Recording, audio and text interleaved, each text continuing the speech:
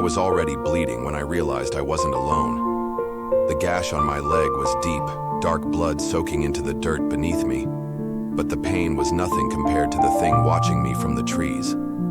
I couldn't see it, only the outline, the way the shadows twisted unnaturally around its shape. I had been running for what felt like hours, but the forest didn't end. The trees stretched endlessly in every direction, their skeletal branches clawing at the night sky. I had no idea how I got here.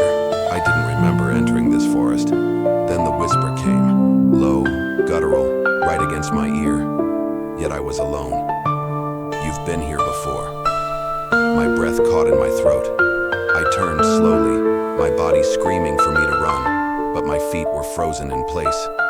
The silence around me felt wrong, too still, too empty. Then the shadows moved. Something stepped forward, and this time, I saw it. I don't know how I got here. 1 minute I was in my car, headlights carving a lonely path through the back roads. The next, I was standing in the middle of this forest, my breath thick with panic, my mind scrambling to piece together the last few hours. The night was dense, pressing in from all sides, the trees towering like prison bars. My phone had no signal. The flashlight flickered in my shaking hands, its dim glow swallowed by the void beyond the trees. I should have remembered something, anything, about how I got here. But there was nothing. Just an empty gap in my memory, as if someone had taken a blade and carved those hours away. The silence was the worst part. No wind, no rustling leaves, no distant chirping of insects. Just stillness. I called out, "Hello?" My voice barely carried. It was like the forest swallowed the sound before it could travel. I tried again, louder this time. "Is anyone out there?" A pause. Then, something snapped behind me. I spun around, heart pounding against my ribs. My flashlight beam shook as I scanned the trees. There was nothing, but the feeling, the heavy, suffocating sensation of being watched, dug into my skin like needles. I wasn't alone. A logical part of me said it was probably an animal, a deer, maybe, or a raccoon scurrying through the underbrush. But deep down, I knew better. I took a step forward, wincing as my boot crunched against the dried leaves. The sound was deafening in the unnatural silence. Every step I took felt wrong, like I was intruding on something ancient, something that had been waiting for me. Then I saw it, a clearing up ahead just barely visible through the trees, and in the center a cabin. It looked abandoned, small, old, the wooden walls warped with age. There was no light inside, no sign of movement, but something about it felt off. I should have turned back. Every instinct in my body told me to run, but my legs moved on their own, carrying me toward it. I reached the door. My fingers hovered over the rusted handle, hesitation gnawing at me. Then, knock, knock, knock. From inside, my blood turned to ice. I staggered back, my breath catching in my throat. There was no way. I had seen the windows, dusty, cracked. The place was empty, but someone, or something, was inside, and they were waiting for me to open the door. I stood frozen, my breath shallow, my fingers twitching at my sides. Knock, knock, knock. The sound wasn't loud. It wasn't frantic. It was measured, deliberate, like whoever was inside knew I was out here, waiting. I forced myself to step back. My instincts screamed at me to run, but my body wouldn't listen. My pulse hammered in my ears, drowning out every rational thought. Then, from behind the door, I heard something else. A whisper. Low, garbled, like someone speaking from underwater. "Come in." The voice wasn't human, at least not anymore. My breath hitched. I turned the flashlight toward the window, my hand trembling so hard the beam wavered across the glass. And that's when I saw it. A face, not pressed against the window, not peering through the glass, but inside, standing, in the darkness, just barely visible through the dirt-streaked pane. My stomach dropped. The features were distorted, blurred like a figure in an old, decayed photograph. Its eyes were wrong, too wide, too hollow. stumbled, backward, nearly tripping over my own feet. The moment my flashlight beam flickered away from the window, a sound scraped through the door. Not knocking, scratching. Long, slow drags of nails or something sharper, raking down the wood. I turned and ran. I didn't care where. I just needed to get away. Branches lashed at my arms as I tore through the trees, my breath ragged, my heartbeat a violent drum in my chest. I didn't stop. Not even when I heard the crunch of leaves behind me, the unmistakable sound of footsteps following me. But when I finally risked a glance over my shoulder, there was nothing there. No movement, no figure chasing me, just the empty forest stretching endlessly behind me. I slowed, panting, trying to swallow the rising panic. My legs ached, my lungs burned, and for a second I thought, maybe I had escaped. Then the whisper came again. Come in. Right beside me. I turned and my flashlight flickered. The cabin was there, in front of me. Impossible. I had run. I had put miles between myself and that cursed place. But it was still here, waiting for me. The door slightly ajar now, a sliver of darkness peeking through. And in that darkness, a hand. Thin, elongated. Fingers too long, curling slowly around the edge of the doorframe. I staggered back, my breath choking in my throat. The whispers grew louder, overlapping, merging into something inhuman. Then the door creaked open wider, and whatever was inside stepped out. I couldn't move. The figure stood in the doorway, half hidden in shadows, its elongated fingers gripping the wood like it was steadying itself.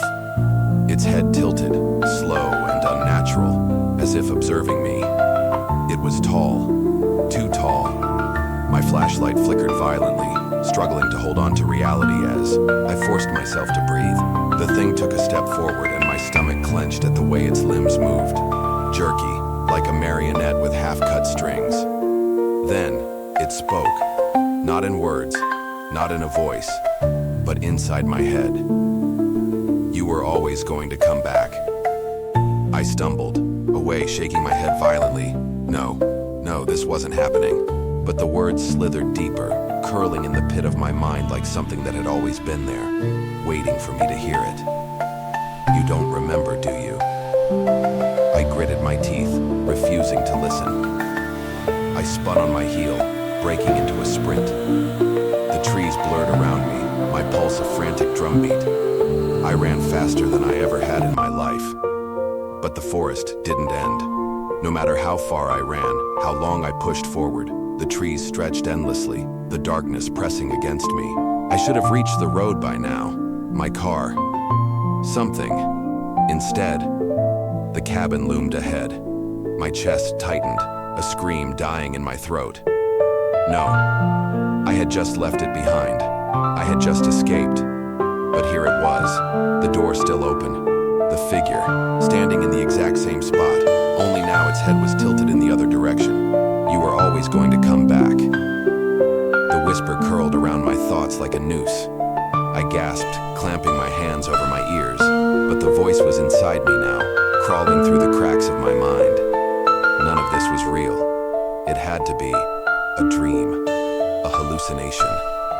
I squeezed my eyes shut, forcing myself to wake up, to snap out of this nightmare. Then, something touched my shoulder. I whirled around, my flashlight swinging wildly. There was nothing but trees, nothing but darkness, and yet I felt it, cold fingers pressing into my skin. I stumbled forward, my breath coming in frantic gasps. My body felt wrong, my limbs sluggish, heavy, like I was moving through water. Then I heard the footsteps, not behind me, not in front of me, but all around me. Dozens, hundreds, circling me, moving closer. I snapped my head back to the cabin, my only option, my only escape. I lunged for the doorway, expecting the figure to stop me, but it didn't. It simply stepped aside, as if it had been waiting for me to make this choice, as if it knew I would. And as I crossed the threshold, the door slammed shut behind me. I pressed my back against the door, my chest heaving. Silence. Thick, suffocating silence. That room was exactly as I'd left it. Same rotting wooden floor, same broken furniture, same oppressive air that made my skin feel too tight. But something had changed. I could feel it. The air was heavier, pressing against me like invisible hands. The dim lantern on the table flickered violently, casting erratic shadows that twisted and stretched, moving when they shouldn't. And then, a creak, somewhere deeper inside the cabin. I held my breath, my pulse thudding in my ears. The sound hadn't come from me. I knew that much. I wasn't alone. My eyes darted to the hallway leading into the cabin's back rooms. It was pitch black, a tunnel into nothingness. I didn't want to go in there. Every fiber of my being screamed at me to stay put. But the footsteps behind the door, the ones outside in the forest, were getting closer. I had no choice. I had to move deeper inside. The walls were wrong. I felt it the moment I stepped into the hallway. They weren't solid. They breathed. The wooden panels seemed to shift when I wasn't looking, bulging inward, then settling back into place. My footsteps barely made a sound against the floorboards, like the house itself was swallowing the noise. I gripped my flashlight with white-knuckled fingers, sweeping it across the hallway. The doors on either side were shut, except for one. At the very end, a door slightly ajar, a sliver of darkness yawning beyond it, and something was standing inside. I couldn't see it, not fully, but I knew it was there. The way the shadows moved around it, bending unnaturally. The way the air trembled, warping the space near the doorway. The way my own breath came out wrong, like the air had been stolen from my lungs. I didn't want to go closer, but I had to. As I neared the open door, the stench hit me first. Rot, decay, something old. The kind of scent that made your stomach churn, your instincts scream at you to turn around. The room beyond was barely illuminated, but I could make out the rough outlines of old furniture. A bed, a dresser, a shattered mirror leaning against the far wall. And in the middle of the room, a chair. Old, wooden, sitting dead center like it had been placed there for a purpose. And in that chair, a mass of shifting darkness, human-shaped, but not human. Its body was wrong, too thin, too long, its arms stretching past where they should. Its face was obscured, not by shadows but by something else. A blur, like my mind refused to process it. But the worst part? It was looking at me, not moving, not speaking, just watching, waiting. Then, it twitched. Not a normal movement. Not like something alive. It was glitchy, like reality itself had skipped a frame, and suddenly, it was standing. I stumbled backward, my spine hitting the doorframe. It hadn't moved, not in the way things should move. 1 second it was sitting, the next it was in front of me, close enough that I should feel its breath. But there was nothing, no warmth, no air, just an unbearable cold. It raised its hand, fingers stretching unnaturally, joints bending the wrong way. And in my mind, you were always going to come back. My vision blurred, the room spun. My body felt weightless, like I was being pulled from myself. Memories flickered, ones I didn't recognize. A cabin, this cabin, a voice calling my name, a door slamming shut, and a promise. You can't leave. You never left. I gasped, my knees buckling. The room shifted around me, the walls bending inward, the ceiling stretching upward like a gaping maw. This wasn't a house. It was a cage. And I had never escaped. Not before. Not now. The thing leaned closer, and for the first time, I saw its face, and I remembered everything. I couldn't breathe. The thing stood in front of me, impossibly close. Its face, my face, stared back, a warped, hollow version of myself. Memories crashed into me like a tidal wave. I had been here before. I had stood in this exact spot, staring into this nightmare, feeling the same cold dread seep into my bones. I had tried to escape, I had failed. The walls of the cabin shuddered, pulsing like a living thing. The shadows stretched, reaching for me. The air thickened, pressing down on my lungs. You were always going to come back. The words weren't spoken. They were in me, woven into my thoughts like they had always been there, waiting to be remembered. I staggered backward, but there was nowhere to go.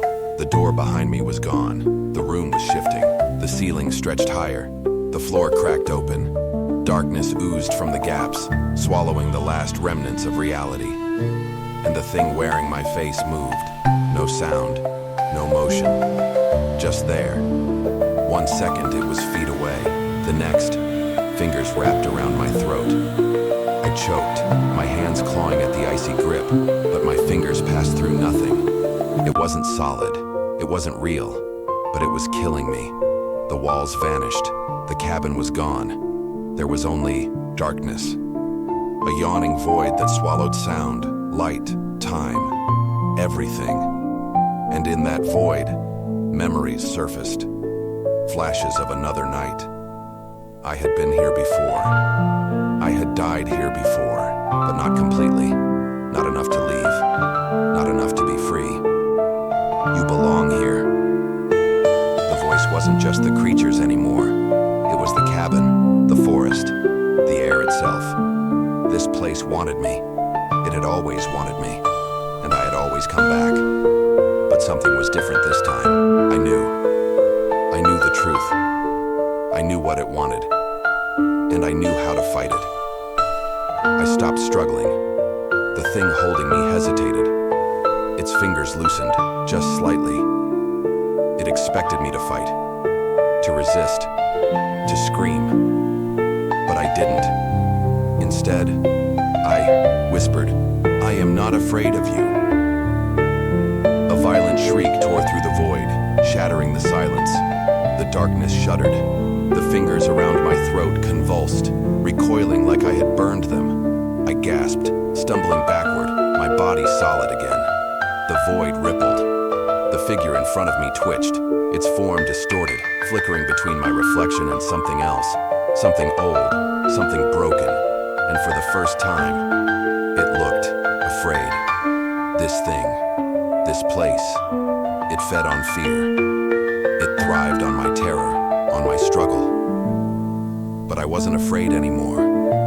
And without my fear, it was nothing. The darkness cracked like glass. Light poured in. The cabin lurched, walls splintering, apart, the forest beyond dissolving into white. The thing shrieked, collapsing inward, its body folding and twisting as the world tore open. And then, silence. I opened my eyes. I was standing outside. The cabin was gone. The forest was still. And for the first time in forever, I was free. I stood in the clearing, my breath uneven, my skin cold. The cabin was gone. Not destroyed, not abandoned. Just gone. Like it had never existed. The trees around me were still. No wind, no rustling leaves, just an unnatural silence pressing down like a heavy weight. The air still smelled of rot, but it was fading, dissolving into something distant. I turned in slow circles trying to anchor myself. My fingers curled into fists, my nails digging into my palms just to feel something real. Was I really free? Or was this just another illusion? A shiver ran through me.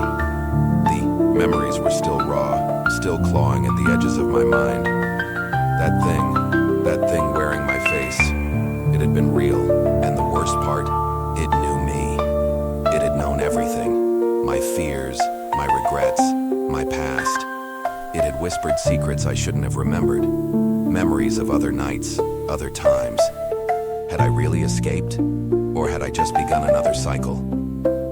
I took a shaky step forward. The ground held. The world didn't shatter. But something wasn't right. I glanced down at my hands. My skin was pale, my veins dark beneath the surface. My breath misted in the air, but it wasn't cold.